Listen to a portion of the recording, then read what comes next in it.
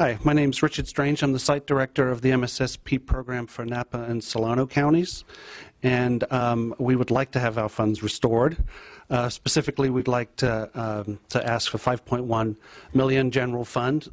The program is funded half general fund, half Medicaid dollars. We've had a number of reductions in recent years, and we have quite a few empty slots that we would like to fill with folks who are currently on the waiting list because the funding isn't there. The MSSP program, by our estimates, currently saves the state about $117 million. By restoring that 5.1, we think we could save at least another $29 million a year. And that doesn't include the impact that we have on reducing nursing home visits and hospitalizations along the way. I'll give you just a brief example, if I may, of one of our clients. This is a very recent and a bit of an unusual experience because most of our clients are long-term clients. This is actually a fairly short-term client, but I think it helps to demonstrate the role that we can play. I took the referral call from the county, and I talked to this gentleman. It was clear that something was amiss. He had an organic brain disorder.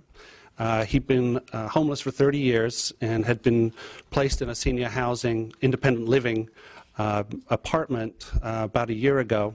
And he had an in-home supportive services caregiver. And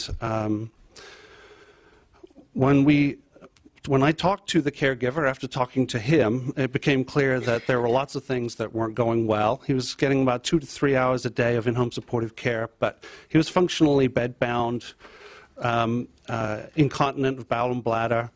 Things were a real mess over there, and he was losing weight rapidly because he wasn't eating. The story in order to get it all in. I'll keep it real short. Okay. Anyway, as soon as we were able to get out there, we found out that his doctor was about to put him on injectable medication for diabetes because the pills weren't working, because he wasn't taking the pills and he wasn't eating.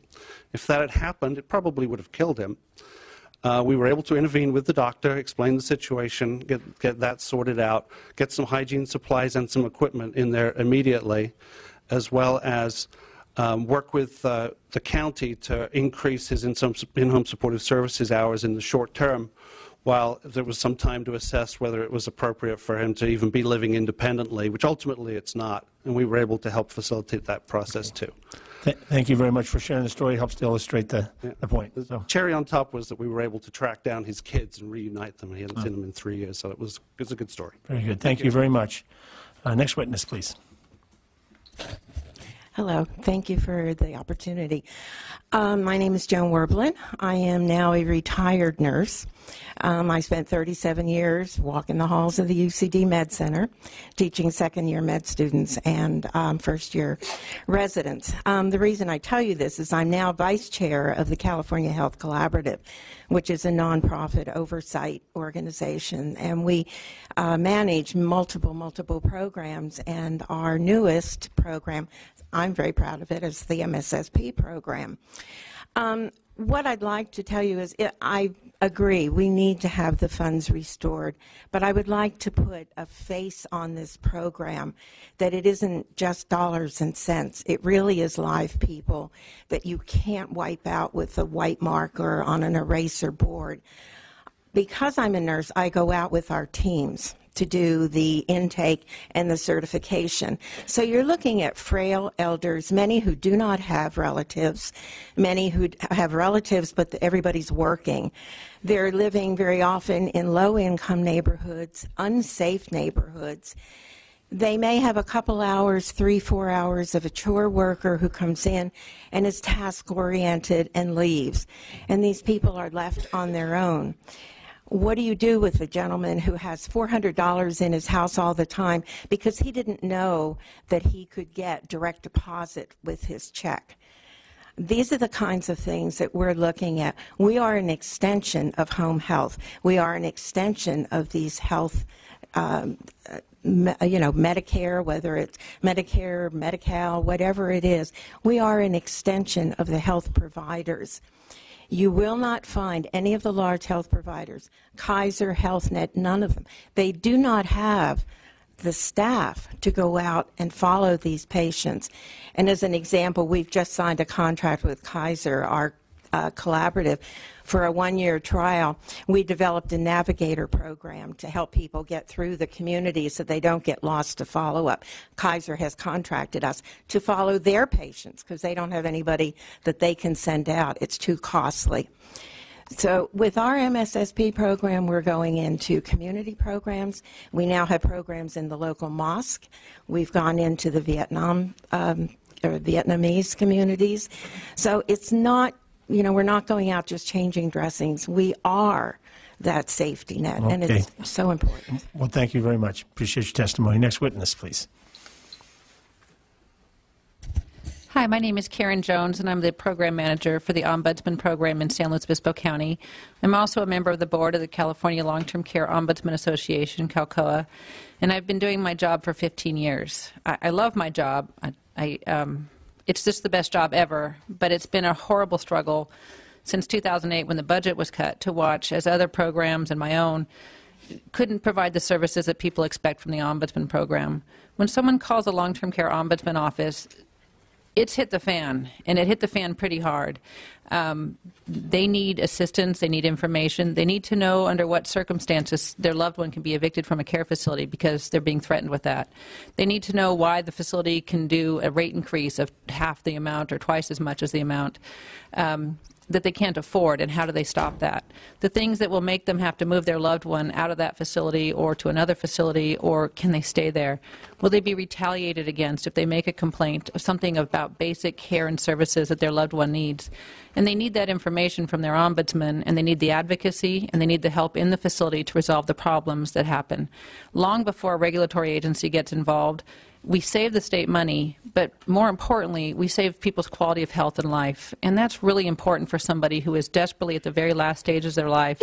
The family does not know what to do. They need the help. And too many ombudsman programs aren't giving that right now. They cannot meet the needs. The $3.8 million reinvestment in the Ombudsman program is vitally important to people's health, safety, and welfare, and I urge you to please vote for that and make sure that Ombudsman can do their services again. Thank you. Thank you very much. Next witness. Hi, I'm Krista Chalamides. I'm from Senior Advocacy Services, and I'm also the Vice President of CALCOA. We are the Ombudsman and HICAP program for Sonoma. HICAP is Lake and Mendocino, so that's your area. We have Napa, Solano, and Marin. I would just like to speak to how effective we are as Ombudsman. My county allocates $135,000 a year I am to run the Ombudsman program. I have, which as we know is nuts. I have oversight for over 190 facilities. I'm able to, last year we closed over 900 cases. We had over 1,500 complaints that were resolved, fully resolved. And with that, I like to look at a comparison of a person who works at the state. That's a management level salary for one person. I have over 30 volunteers. I have 3.8 full-time equivalent staff because I go out and I raise money, which most programs can't do because I'm a nonprofit. But we are effective, and that's the key. With 3.8 million, we can really make things happen. So we urge you to restore it. Thank you very much. Next witness. Hi there, committee members. I'm Ellen Schmeeding. I'm with the San Diego County Aging and Independent Services, part of the County of San Diego, and we are also a coordinated care agency as well as an integrated service agency, which includes Older Americans Act programs, in-home supportive services, adult protective services, MSSP, Ombudsman, and others. I'm here to ask for your consideration for reinstituting the Older Californians Act programs, and I just want to share with you a little bit about the fragmentation of our safety net. Back in 2008, 2009, that safety net was decimated. We lost about 33% of our APS staff, Adult Protective Services, and 60% of our Ombudsman team, as well as 100% of our Older Californians Act funding and programs. Many of you have seen the articles that were part of the Union Tribune Watchdog series and know some of the abuses that are occurring right now in facilities. Many of your colleagues have put into play the RCFE reform bills, which are very powerful and one evidence of a commitment to improve care in these facilities. However, the Ombudsman is in those facilities also, and we desperately need to see their increased effectiveness. I'll just share with you that we went from 10 staff to 4, from 130 volunteers to 70, and only 23% of our RCFE facilities are receiving visits, and that's out of 650 total facilities. 72% of our skilled nursing facilities are currently receiving visits. Now, we do not believe that we're able to really create a welcoming system. Many people, we believe in community-based care. We're very involved with the Coordinated Care Initiative, which is all about home and community-based supports to allow people to age where they choose. But many people need facilities, and in order to guarantee their right to dignity in aging, we need to have their advocates in place with Ombudsman. I'd also just like to make a quick plug for linkages. I couldn't believe the effectiveness of this small but mighty program. We serve 200 people. We got cut back to 50. This is the gap-filling program when you look for care and case management and you wonder, where can I turn for this individual 18 to 64? There is nowhere. These are the folks that no one else was available to serve. And again, when I go back to preparing for the Coordinated Care Initiative, I know there are going to be people who need coordinated care who are not going to get it through CCI and who linkages could serve well. Thank you. Thank you very much. Next witness. Good afternoon, Mr. Chair. Joe Rodriguez, California State Long-Term Care Ombudsman. I oversee the Ombudsman program for the state. Just to give you an additional statewide perspective, since the reduction or elimination, rather, of general fund support for the Ombudsman program, regular unannounced visits to nursing homes has dropped by 1/3. Regular unannounced visits to residential care facilities for the elderly has dropped by 2/3. We've gone from 183 paid staff to 105 paid staff today. Complaints to the program overall have dropped by 30%. Fewer staff, fewer opportunities to meet with residents, fewer opportunities to identify problems and concerns. It's critical that the Long-Term Care Ombudsman program receive the funding it needs to serve frail and vulnerable residents of long-term care facilities. You've heard from the local programs today, and as you contemplate which programs to fund this fiscal year, I urge you to consider restoring the funding to the Long-Term Care Ombudsman program. Thank you. Thank you very much. Next witness.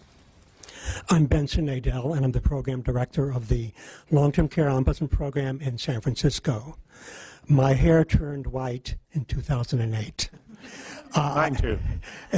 And I've been an ombudsman since 1984, when Governor Brown signed into legislation AB 2997, and I'm fully steeped in legislative history.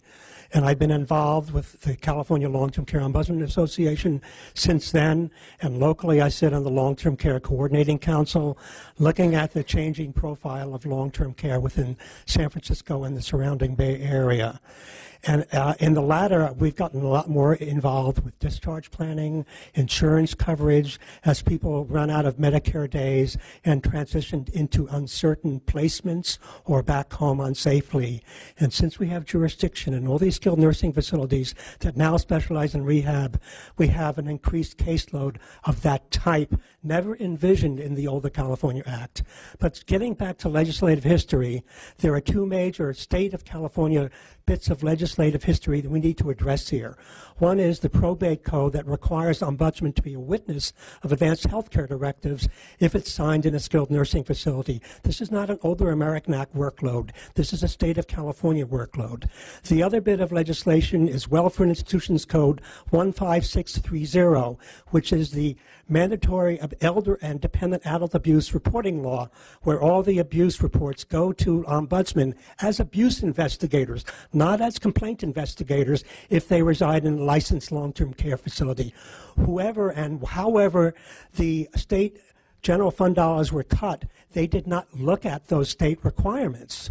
So as a result, it leaves clients, not only who are elderly, but also dependent adults who are abused in other types of facilities other than those in the Ill American Act, extremely vulnerable, particularly at a time when community care licensing scaled back on their annual visits and to once every 5 years, based on a small sample that are every year, and moved from a comprehensive case management to a component annual survey. Those individuals were made vulnerable also by the elimination of the general fund dollars to the Ombudsman program. Thank you. Thank you very much for your testimony. Next witness. Hi, Becky Mann, Monterey County Long-Term Care Ombudsman, and I'm here today to echo the comments of my colleagues from around the state, and also for those who could not make the trip here today. I'm in a small county as services go, and our Ombudsman program serves 78 facilities and over 2,000 residents. Those are 2,000 almost all frail elderly residents, and the Ombudsman may be the only person that some of those residents see. Every day we have reports faxing and emailing and calling into our office with complaints, many of abuse, that are either perpetrated by facility staff, by other residents, and even families, whether that's physical, sexual, or financial abuse of these frail and very vulnerable elders. So in terms of looking at, you've heard about the population, but in terms of the budget, you get a lot of bang for your buck with the Ombudsman. We are in the community. We have many boots on the ground. We are out to respond within 24 hours and even less than that on abuse reports, because that is a mandate for us. And I urge you to reinstate the $3.8 million funding. Thank you. Thank you very much for your input. Next witness. My name is Isaac Taggart, and I'm an ombudsman with the San Francisco Long-Term Care Ombudsman Program. Every day I enter a facility and I find elders that are abused and neglected.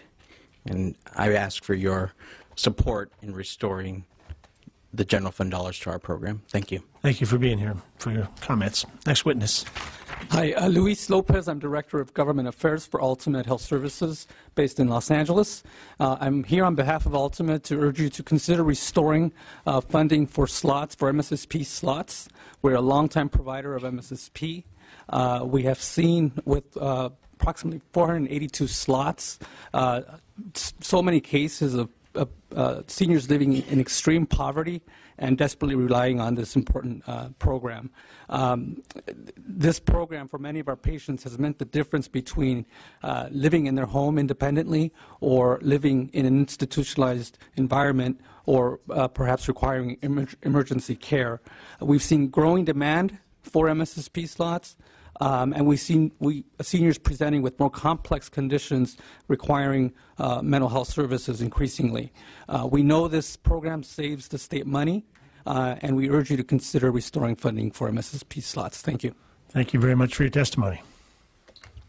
Hello, my name is Lisa Coleman. I'm the Executive Director for the California Long-Term Care Ombudsman Association, CALCOA.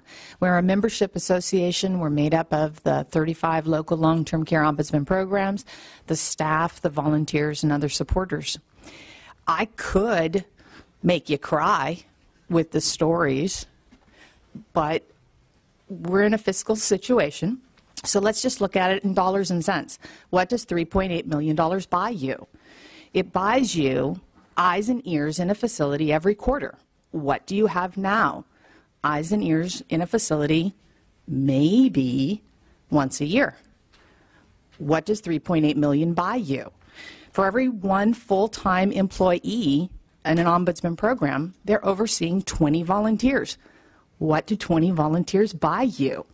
How many hours of people in the building overseeing, eyes on the ground, ears, and sadly noses, are detecting poor quality of care?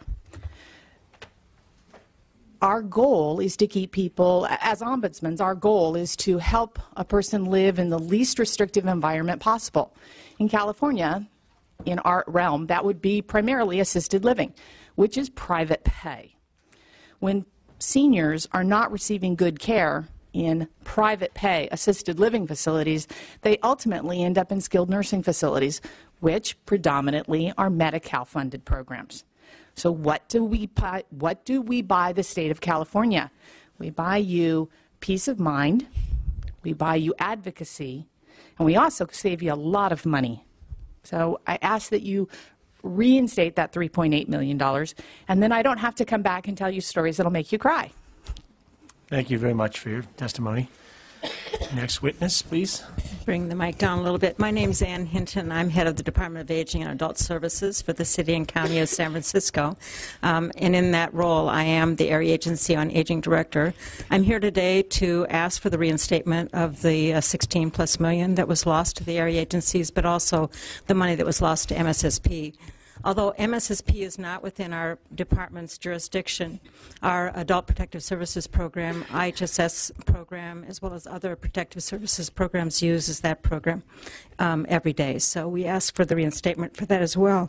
I thank the department for the handouts that they provided you today, because I think when you look at the last many years of the reductions, you see the picture in stark, real terms. I think when you add to what's happened in our state and you look at the sequestration consequences, and to remind ourselves that we have another 8 years of that, and we do not know, nor do many of us trust that the federal government will do the right thing for the last 8 years. I would also just add, I think, to this context, the fact that, as the department outlined, we've got the Coordinated Care Initiative before us. We have this growing older adult population. We see the recent documentation on the high levels of poverty among elderly in California. I think yesterday in the news that we were showing that SCAN Foundation is showing that California has the highest proportion of in poverty older adults in the country, and exceeding the South. And Alzheimer's and dementia have reached crisis proportions in our states. The Older California Act programs and MSSP actually address all of those issues. Of course, not in their completeness, but they address all of them. So I thank you for your thoughtful consideration about this. Well, thank you very much for your thoughtful testimony. Next witness, please. Good afternoon. My name is Pam Miller, and I'm the Executive Director of the Area 4 Agency on Aging that includes Nevada, Placer, Sacramento, Sierra, Sutter, Yuba, and Yolo counties. In the Sacramento area, in the 30 years span from 1990 to 2020, we are going to see an increase of about 100 to 149% of older Americans, and that same number of people reaching the age of 85. And those folks who are 85 and older, 1 in 2 will have Alzheimer's. So I really urge you to reinstore the Older California Act funding, because as Ann said before me, those funds will really go to help support this population in the community. Thank you. Thank you very much. Next witness. Clay Kemp, Executive Director of the Area Agency on Aging of Santa Cruz and San Benito counties. And I think there's been great testimony about why these programs are important and why we need to fund them. And I echo all those comments. But I want to talk about the importance of block granting these funds. Ideally, every AAA would like to have every program in place around the state, but we realize that with finite amount of funds, we really, even more than that, want to make sure that whatever programs we have work and work effectively.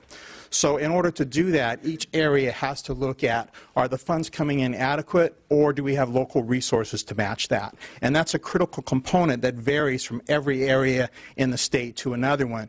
We rely on local funding, we rely heavily on our volunteer base, and it's not always possible to generate that, especially in rural counties, for every single program in here. So in order to be as effective as possible, we're really urging the block granting of these funds so we can transfer some small pots of money into larger pots and make sure that the programs we operate are effective and actually work and aren't limping around and looking like a poorer program than it actually would be if it had proper infrastructure. So we believe that, this approach provides the maximum efficiency. We think local flexibility makes sure that the programs aren't only efficient, but they're effective. And I think that's the goal that all of us are after. So we hope you consider that. I know there's some questions about logistically how that could work, but we're certainly familiar with working with the department and working out those sorts of details, and we'll have that dialogue and make sure it happens. Thanks. Okay, thank you very much. Next witness. Hi, I'm Cheryl Simcox. I'm the program manager for Ombudsman Services of Northern California. We're a 13-county program. I want to say that all residents in long-term care are frail. They're dependent on others for care and safety, and all are at risk of abuse, neglect, and exploitation. The aging process is going to affect all of us, and issues directly related to long-term care are going to affect about 98% of us, either through a friend, a loved one, or even ourselves in a long-term care facility. As many have said, it's a very cost-effective measure to ensure the health, safety, and welfare of all residents. So I strongly urge you to restore the funds. Thank you. Thank you very much. Next witness. Good afternoon. My name is Joe Cobery. I'm the Director of Passages. We are the Area Agency on Aging serving the counties of Butte, Colusa, Glenn, Plumas, and Tehama. And I want to support the reinstatement of funds for the Older Californians Act. These home and community-based services served older Californians great before they were eliminated from the state. And when I'm looking off into the future and I see what's going on in California, a true paradigm shift of how we're going to be delivering services, looking at CCI, the recent expansion of Medi-Cal to the rural communities. And I think as Daryl Kelch had mentioned earlier, the importance of home and community-based services is that the Older Californians Act really provides that. It's a tested array of services that worked before. And I'm really hoping that California, as they go forward with this new paradigm of the delivery of health system, will take it that one step further, look back to the Older Californians Act, put it back, reinstate it, and really will have a complete service for older adults. And I hope you will consider it and keep it in your plans. Thank you. Okay, thank you very much. I want to thank everybody for more or less adhering to the time. Those who went a little over were offset by those who were a little bit under, so I do appreciate the cooperation, and I apologize for having to make you be so abbreviated, but it is helpful to us getting through all of our agendas. In general, you know, I think many of us certainly understand that we have decimated programs for seniors in recent years, and many of us have had the personal experiences with our own parents in nursing facilities and utilized the services of the ombudsman and had a chance to see up front in nursing facilities folks who have a lot less resources than our own family, who are isolated and have nobody looking out for them except for the ombudsman. So, but I think all these services are really critical. The trick for us, given the correct statement by finance about how we ought to be careful and not go off and spend all the money that's available when we don't know if it's going to be here next year, is figuring out what we can do. And there's many, many needs. We've done damage, not just to programs to seniors, but the budget has done damage to many, many critical programs for people with disabilities and other things. And so we've got the better task than we've had because we're not cutting, but we have the better task, but nonetheless difficult task of trying to figure out how to prioritize. And you've been helpful today in terms of your presentations, and a lot of the senior advocacy organizations have presented us with suggestions, and those are included in the agenda as reinvestment proposals, and we will take those very seriously. So, and do the best we can with what is still a limited set of resources, and being prudent for the future. So, thank you for all your participation. We're going to go next to issue 2, which is the governor's budget change proposals for the fiscal year 14-15. Yes, thank you. We have 3 budget proposals that are included in the governor's budget. The first is a federal grant that the department, competitive grant that the department applied for and was awarded by the Administration for Community Living. And CDA requests a total of $820,000 in federal budget authority in order to receive this 3-year federal Administration on Aging grant. The grant funds will be used. I failed to mention certainly at the end of the last item that we are holding that item open at this point. So I should have made the comment. But go ahead. Okay. This grant funding will be used to extend the capacity of the Coordinated Care Initiative health plans to better identify and serve individuals who will be enrolled in their plans, and have been diagnosed or may still be undiagnosed, but have Alzheimer's disease or some other form of dementia. We will do this by providing additional training for the health plan care managers to provide person-centered services and to provide care coordination to the individuals and family caregivers, including referrals to home and community-based services and community support programs, particularly for those family caregivers.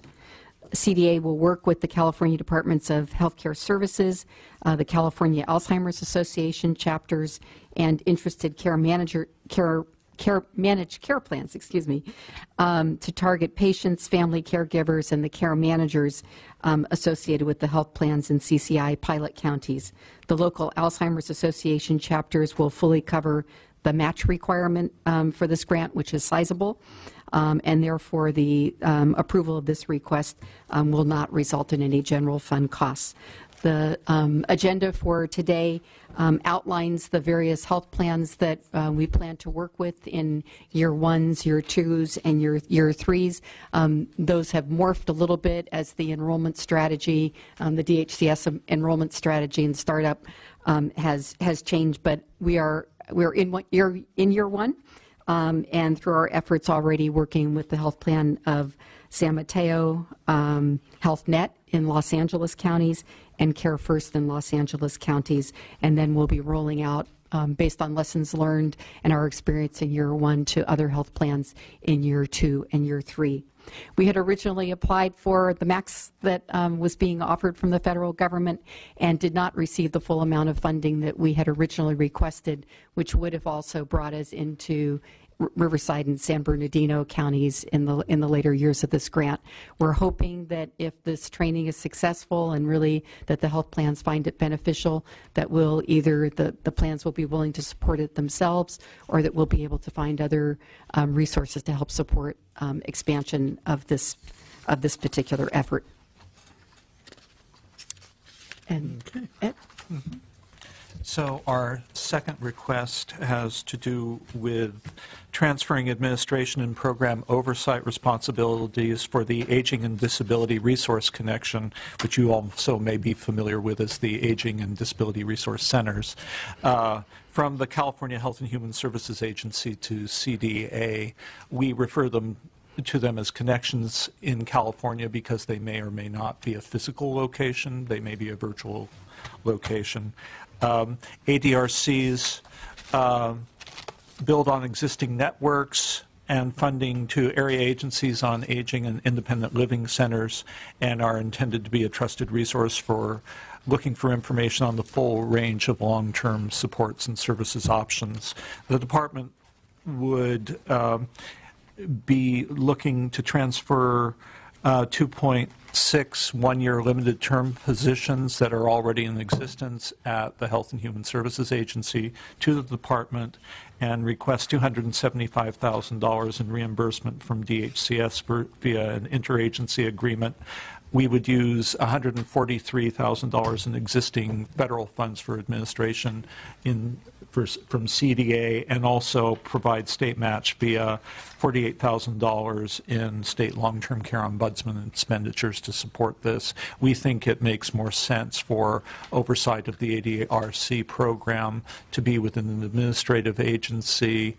The Department of Aging has been extensively involved in the implementation of the ADRC model in California, starting back in 2007.